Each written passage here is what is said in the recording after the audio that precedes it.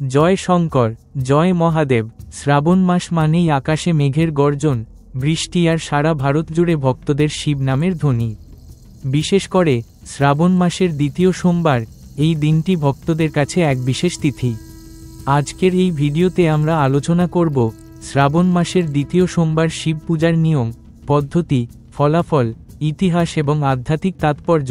শ্রাবণ মাস হিন্দু বর্ষপঞ্জির অন্যতম পবিত্র মাস। এই মাসটি পুরোপুরি ভগবান শিবের উদ্দেশ্যে উৎসর্গীকৃত।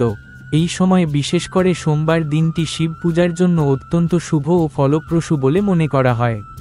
শ্রাবণের প্রতি সোমবার শ্রাবণ সোমবার ব্রত পালন করা হয় এবং দ্বিতীয় সোমবারটি অনেকের কাছে সবচেয়ে শুভ বলে মানা হয়, কারণ এই দিনে চন্দ্রের বিশেষ শক্তি সক্রিয় থাকে, যা শিবকে তুষ্ট করার জন্য সহায়ক।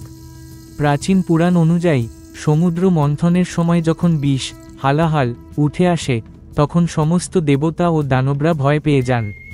তখন ভগবান শিব সমস্ত বিষ নিজ গলায় ধারণ করেন এবং তাই তিনি পরিচিত হন নীলকণ্ঠ নামে। এই বিষ ধারণের কারণে শিবের শরীর প্রচণ্ড গরম হয়ে যায়।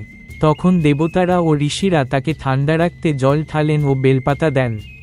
সেই থেকেই শ্রাবণ মাসে শিবকে জল, দুধ, বেলপাতা, ধুতুরা ও শ্বেতর্ক ফুল দিয়ে পূজার প্রথা শুরু হয়।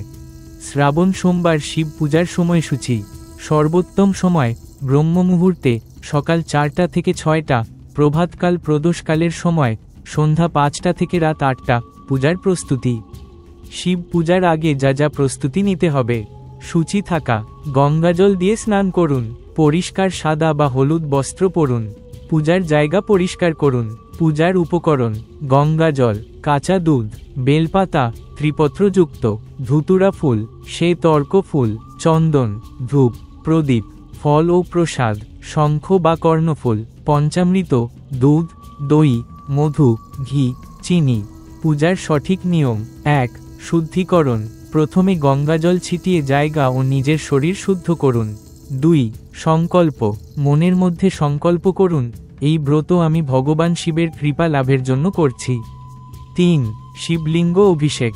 প্রথমে গঙ্গাজল ঢালুন, তারপর পঞ্চামৃত দিয়ে শিবলিঙ্গ স্নান করান। কাঁচা দুধ ঢালুন, আবার গঙ্গাজল দিয়ে পরিষ্কার করুন। 4. বেলপাতা ও ফুল নিবেদন। ত্রিপত্রযুক্ত বেলপাতা শিবলিঙ্গে অর্পণ করুন। ধুতুরা ও শ্বেতর্ক ফুল দিন। 5. ধূপ দীপ জ্বালান। ধূপ, প্রদীপ জ্বালিয়ে মন্ত্র উচ্চারণ করুন। ওম নমঃ শিবায়, ও নমঃ শিবায় 108 বার জপ করুন। 6. আরতি ও প্রার্থনা। শিবের সামনে আরতি করুন। এরপর আপনার ইচ্ছা, চাহিদা, কষ্ট ও কৃতজ্ঞতা ভগবানের কাছে নিবেদন করুন।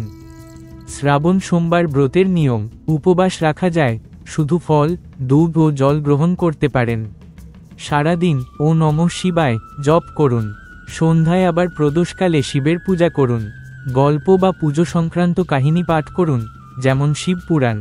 দরিদ্র ও গরিবদের দান করুন, যেমন চাল, ফল, বস্ত্র ইত্যাদি। পূজার ফলাফল: 1. মানসিক শান্তি ও আত্মিক উন্নতি। 2. গৃহে শান্তি ও সমৃদ্ধি। 3. অবিবাহিতদের বিবাহের সম্ভাবনা বৃদ্ধি। 4. সন্তানের জন্য পুণ্য ফল লাভ। 5. কঠিন রোগ থেকে মুক্তি। 6. কর্মে উন্নতি ও শত্রু বিনাশ। 7. মহাদেবের কৃপায় জন্মান্তরের বন্ধন থেকে মুক্তি। শিব পূজার মন্ত্র: মূল মন্ত্র ওম নমঃ শিবায়।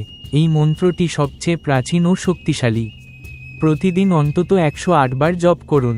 অন্য গুরুত্বপূর্ণ মন্ত্র: মহামৃত্যুঞ্জয় মন্ত্র ওম ত্রয়ম্বকম যজামহে সুগন্ধিম পুষ্টিবর্ধনম উর্বারুকমিব বান্দানান্মার্টিওর মুক্সিজো মামার্টেট। এই মন্ত্র শিবের আশীর্বাদে জীবনের সমস্ত বাধা, রোগ ও মৃত্যু ভয় থেকে রক্ষা করে। বেলপাতায় নাম লিখবেন না, পাতা টুকরো না করে দিন। স্ত্রী বেলপাতা ছুঁয়ে পূজা করলে সঠিক নিয়ম অনুসরণ করতে হবে। শিবলিঙ্গে একবার নিবেদিত জিনিস পুনরায় দেবেন না। শিব পূজা শেষে দুর্গা, পার্বতী বা গৌরী মায়ের নাম নিন। বন্ধুরা, শ্রাবণ মাসের দ্বিতীয় সোমবারে ভগবান শিবের পূজা করলে যে ফল পাওয়া যায়, তা লাখ লাখ বার জন্ম নিয়ে কষ্ট ভোগ করে পাওয়া যায় না। শিব কেবলই বিসর্জনের দেবতা নন, তিনি কৃপাময় ভোলানাথ, যার একবিন্দু দৃষ্টিতেই জীবনের দুঃখ বিলীন হয়ে যেতে পারে। এই সোমবার যদি ভক্তিভরে শিবের পূজা করা যায়, তাহলে জীবনের সমস্ত বাধা দূর হয় এবং অন্তরে আত্মশান্তি বিরাজ করে। বন্ধুরা, এই ছিল শ্রাবণ মাসের দ্বিতীয় সোমবারে শিব পূজার নিয়ম ও তার গভীর তাৎপর্য। আপনিও যদি মহাদেবের কৃপা লাভ করতে চান, তাহলে এই ভিডিওটি পরিবার ও বন্ধুদের সঙ্গে শেয়ার করুন। কমেন্টে লিখুন ও নমঃ শিবায়, আর জানান আপনি কোন কোন সোমবার ব্রত পালন করছেন। আর যদি আপনি এমনই ধার্মিক ও আধ্যাত্মিক বিষয় জানতে ভালোবাসেন, তাহলে অবশ্যই আমাদের চ্যানেলটি সাবস্ক্রাইব করে পাশে থাকা বেল আইকনটি টিপে দিন। মহাদেবের কৃপা সর্বদা আপনার উপর থাকুক, এই প্রার্থনায় আজকের ভিডিও এখানেই শেষ করছি। জয় ভোলেনাথ ও নমঃ শিবায়।